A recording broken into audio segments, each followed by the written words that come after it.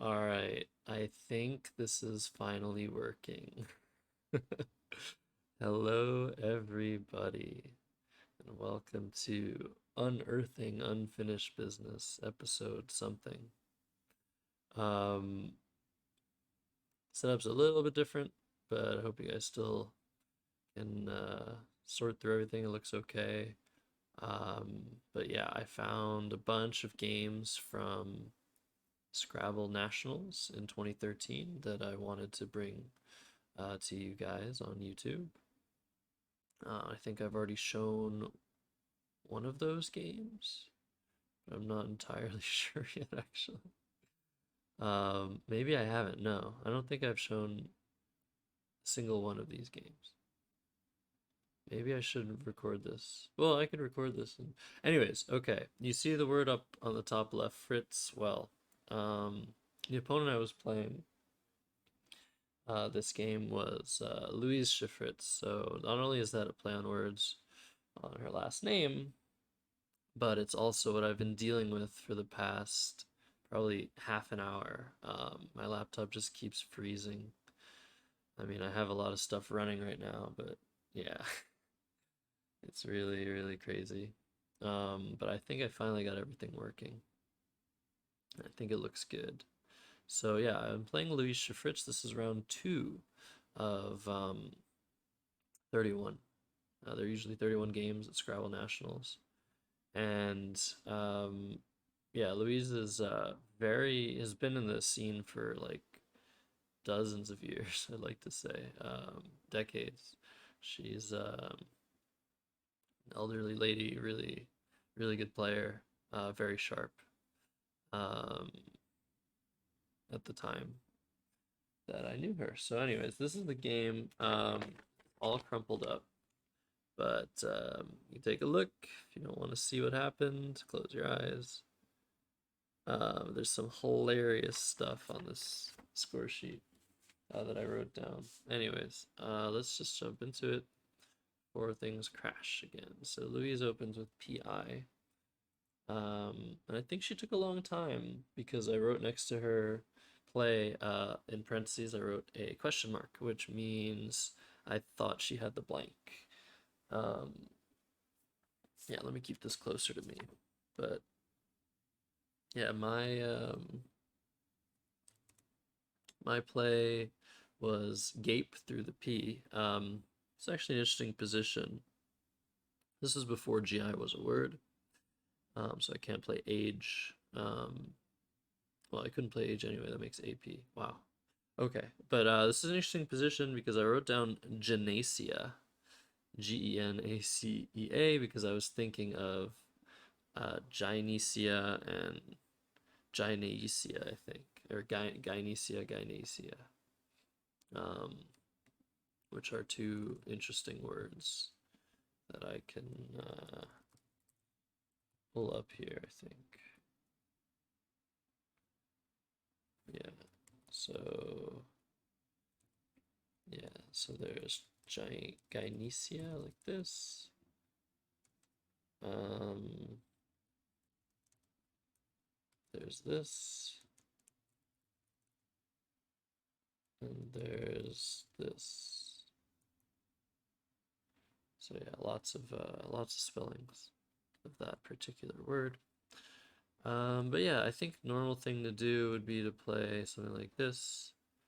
But I figured with her blank, I kind of wanted to um, try and be a little aggressive with gape, um, to open a gape for myself. And yeah, I don't know that this is a good play because if she sees a gape, she plays there. Gape takes an S hook, but I don't have an S. And if she plays with gaped or gaper, a gape is no longer possible. But I don't know, maybe this was somewhat warranted. I could just play in cage um, here, I guess. That seems really bad, actually. I could play this, which we just spoke of. There's also this. So, yeah, lots of options here. I'm going to give it a little sim. Hopefully that works. Yeah, it does sort of work.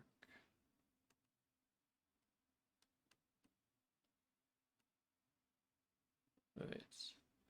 Yeah. But maybe I thought she might not have an A, or something, and that I could get her with the setup. I don't know.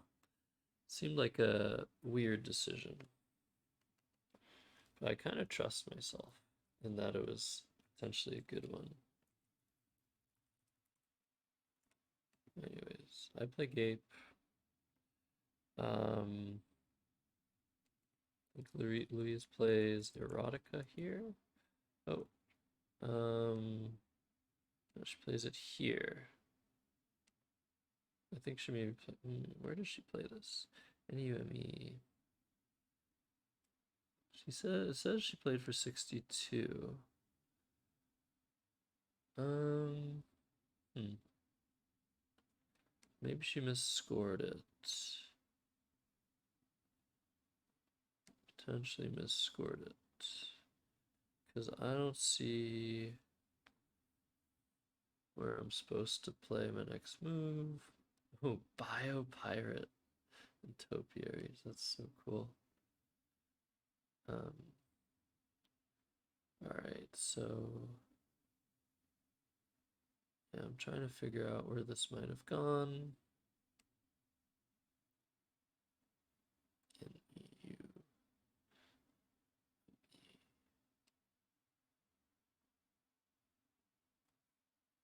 I think it went here for 63.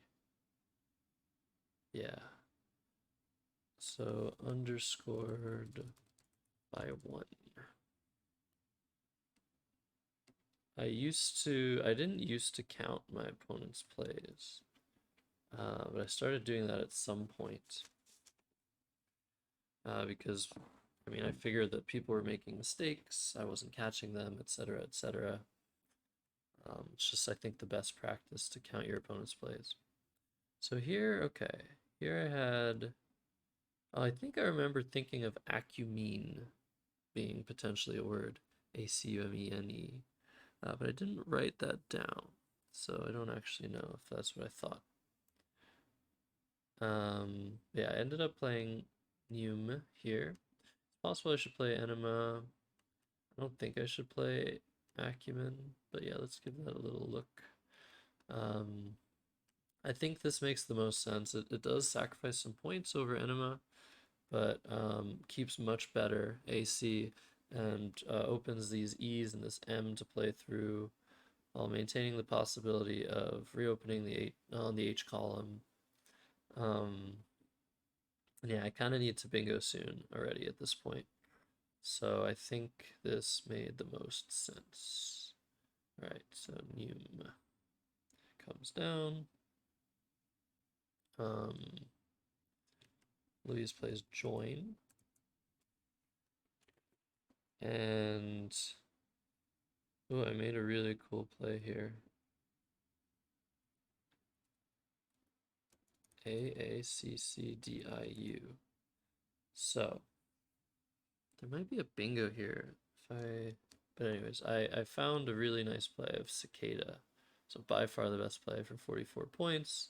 It does keep a U, so I'm kind of still in a lot of trouble. Down 21, down a turn, and yeah, keeping a U. But yeah, I found Cicada. And here, Louise plays unmobbed, and I hold her play, and I'm thinking about it and thinking about it, and I just decided that I would challenge, because this didn't seem like a word, and it is not a word. So this was challenged, and I won a turn. But yeah, that's a really hard challenge. Un-ed words, there's so many of them. Some of them don't really make sense, and some of them aren't words but would make sense. In any case, I had this rack, and I played musterer, which is actually not a valid word. Um, and yeah, I actually do have a valid bingo here of Strummer. I think I might have seen that, but I thought muster was much more likely to be a word. But turns out I chose wrong. And um, I wrote down bad placement. I don't know actually where I placed it. Oh yeah, I know where I placed it. So I placed it here, which was actually really bad. Um, but it might have. The funny thing about this is since it's not a word, um, minimizing the chances that it's getting challenged is actually a good idea. So had I known this wasn't valid, and maybe that there was potentially no other bingo, but there was, just in that theoretical situation, it would have been funny to play this in this bad position because it's better to play it here, as you'll see why in just a second. Um, but yeah, it's possible that this was good, even though she has this rack now, and I've given her a 40-point spot for bound, which is just bad, really bad. But like, yeah, so I obviously should have made the other placement, but it's possible. I don't remember if she held the play or if she was considering holding, but it's possible that this giving her back a really good play actually prevented her from challenging my play off the board, which would have been really, really bad for me, since she still has the blank and she would probably block Strummer, but maybe not. So this game is already off to a very funny start. I'm up 2 points, and she has the blank, but luckily, I draw extremely well and play Telnets for 88. Um, and she still has the blank, and she plays Hob for 15 points, creating, I guess, an SHE possibility here, and also maintaining this threat of hooking an S or a blank S onto bound. So now I only know that she has a blank. With bound, I knew she had another B because she used all her letters on unmobbed and lost her turn. But now the only information I have is that she has a blank, and believe me, it's not fun to play against a blank. When you know your opponent has a blank, it's just like, oh my god, like they could just destroy me anywhere on the board, and I wouldn't be able to do anything about it. So here, I wrote a couple of really funny things on my score sheet. So the first thing I wrote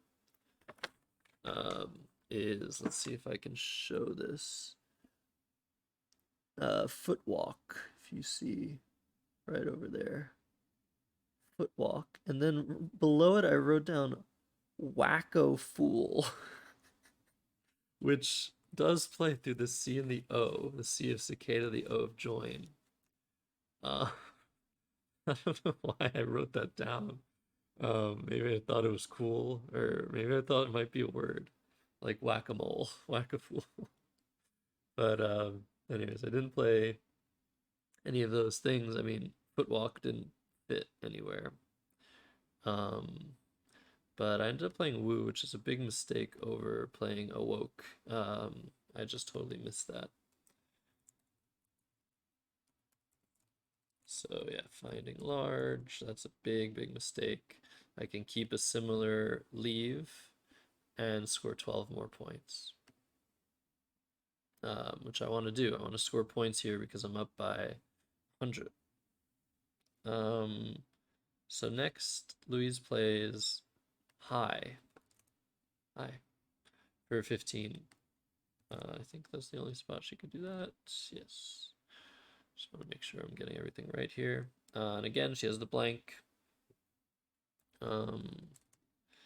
And I play black. I think I saw that I was keeping this for next turn. But if I saw that I was keeping this for next turn, I probably should have played black first, because that would have blocked SHE, but bounds is, yeah, never mind. Bounds is a bigger threat, so I guess it didn't matter too much. But I play flak, and I have to keep a G. And then Louise exchanges too, so she's really not getting what she wants with her blank here. which is sometimes what happens when you lose a turn with a blank, or even when you don't lose a turn with the blank early in the game. Sometimes it just doesn't work out. You just don't draw the right letters for your blank, or you're missing bingos, which is also very possible. As we were playing in the second division, these aren't the best players in the world, and even the best players in the world miss bingos pretty often. So here I played op for 15, yes. So at this point, I decided, look, she is as close as she's been getting to a bingo after exchanging 2.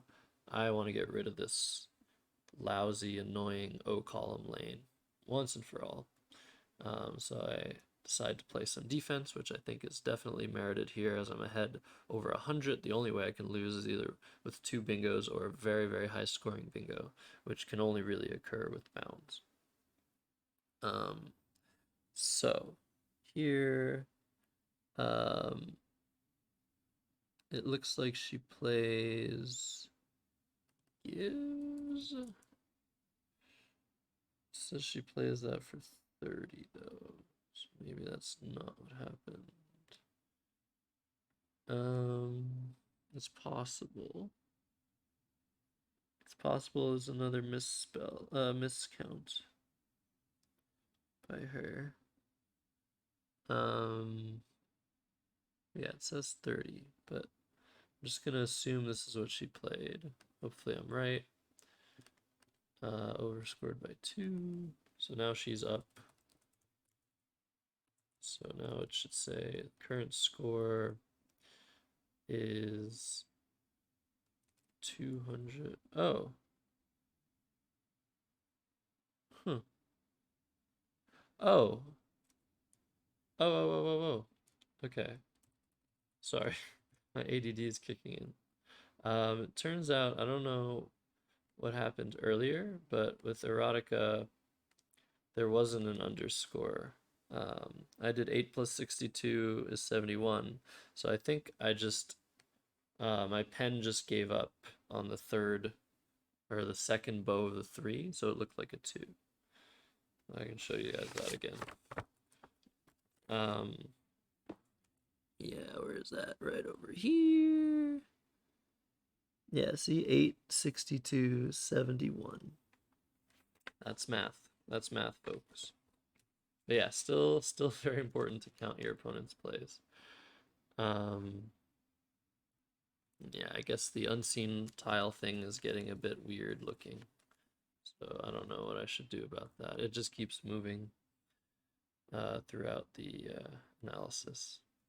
Anyway, she plays gives, it says 30, so whatever, I'll just trust that that is what happened, but it doesn't seem so because I play regard. Yeah, okay, so that doesn't make sense. Regard, I can't play through any E here. So it must have been elsewhere. So where could she have played instead?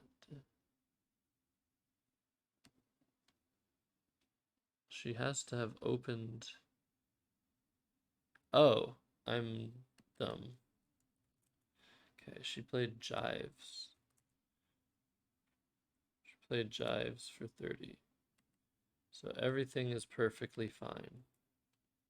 She played jives for 30, and I played regard.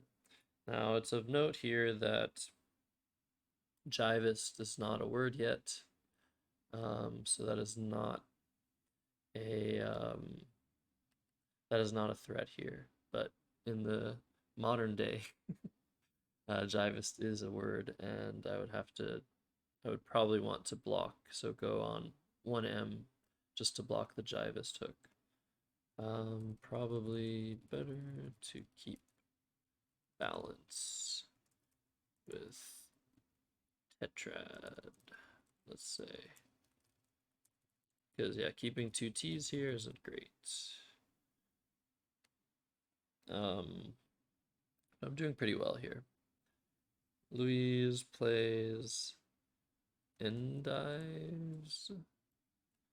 I think the S was blank. I'll check that later. I draw the X, which is really nice. So I play X.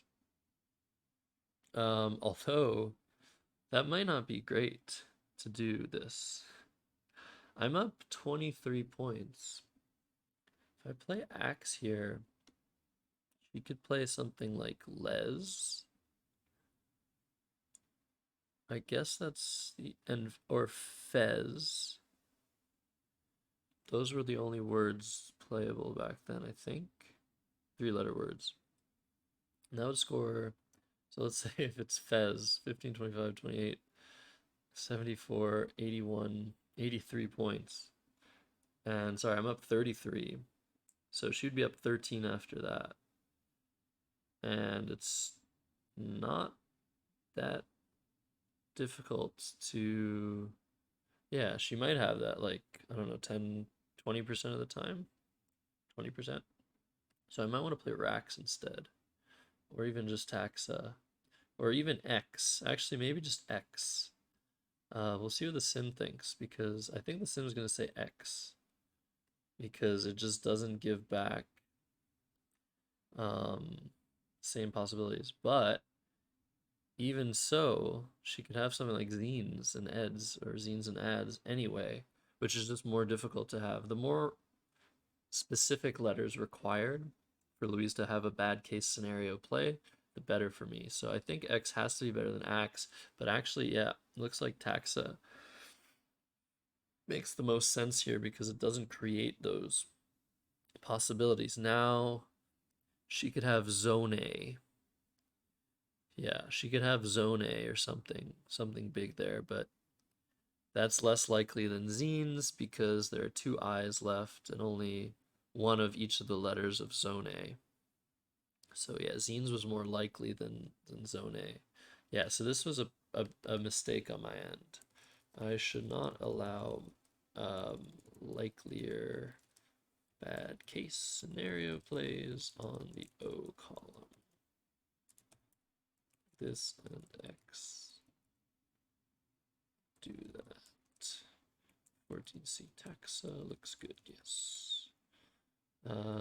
Strategy small. Or let's call it medium. Because yeah, this could happen over, like if I don't draw an S, like this spot might just stay open, right? So yeah. She plays wary here, which at least removes some of the threats that I just talked about. And make a weird play here. I play Tui. Wow. I guess this position was interesting because the Q is unseen.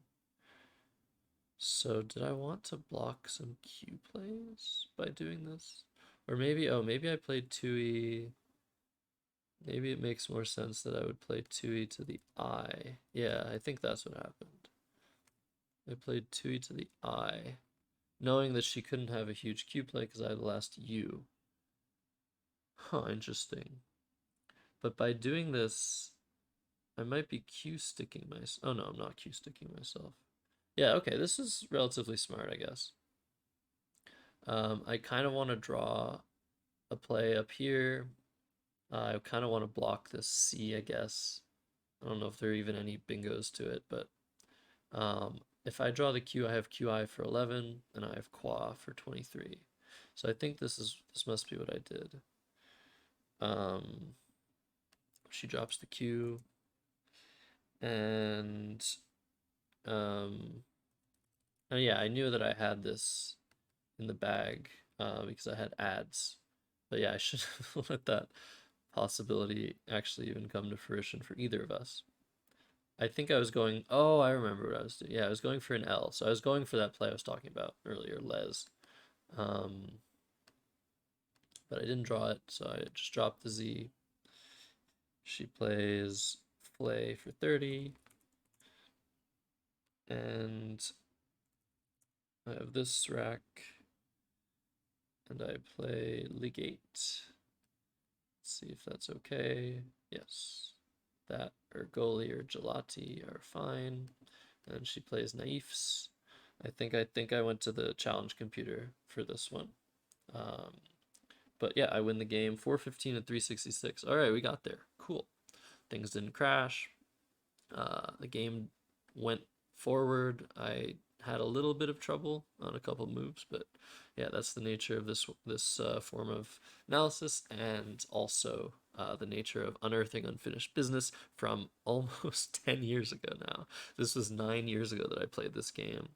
And so I guess any scintilla of information that I think I might remember about this game is probably not not valid. Um, Probably made up.